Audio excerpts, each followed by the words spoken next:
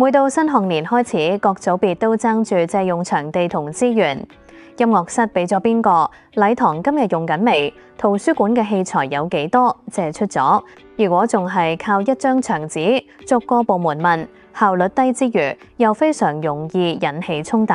我哋嘅 EDBM 預約管理系統就係專門幫學校集中管理所有場地、設施同埋資源嘅預約申請與審批。首先講下活動預約功能，老師可以隨時喺網上提交活動申請，填好活動名稱、性質、參加人數，揀好日期、場地同物資，甚至仲可以上載埋場地佈置圖。預約記錄分為全日、每日、循環同普通4種類型，全部支援搜尋、複製同編輯。審批流程一目了然，有批准、審批中同不批准3種狀態，方便管理層處理。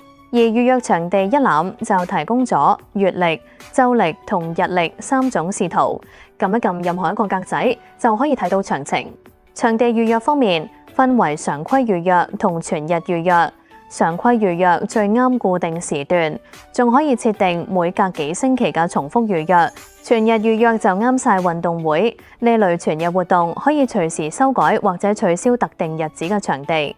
系統更支援高達14個課節時段，全方位覆蓋晒成個校園日嘅所有時段。至於查詢同報表功能，系統一共提供咗6種模式，你可以打印預約牆紙去匯出借用場地表 PDF， 或者打印預約資源紙去匯出支援組工作備忘 PDF。另外，仲有按日期概覽、以場地乘以時段嘅網格展示，以及按場地概覽同按資源概覽等唔同維度嘅資訊。而一週場地使用時間表就會以星期3到星期2嘅網格顯示，仲支援導出 Excel 同 CSV 檔案。喺後台嘅主檔案管理入面，有5大核心設定。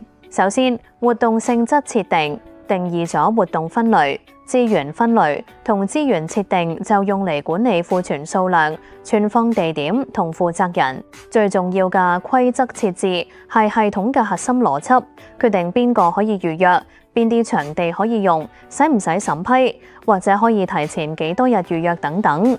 而預約設置就負責管理全局參數，好似提前預約日數、審批期限、可修改期限同埋參加人數門檻。最後，學校資料設定涵蓋咗學年、課節時間表、教師同學生檔案、班級、地點同埋社別。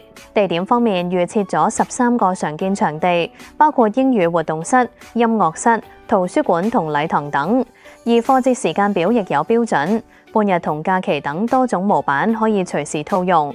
EDBM 預約管理系統令學校嘅場地同資源管理由混亂變有序，由被動追趕變成主動規劃。想了解 EDBM 點樣幫到你嘅學校，歡迎喺下面留言 inbox 我哋，或者直接打我哋嘅熱線電話查詢。多謝收睇。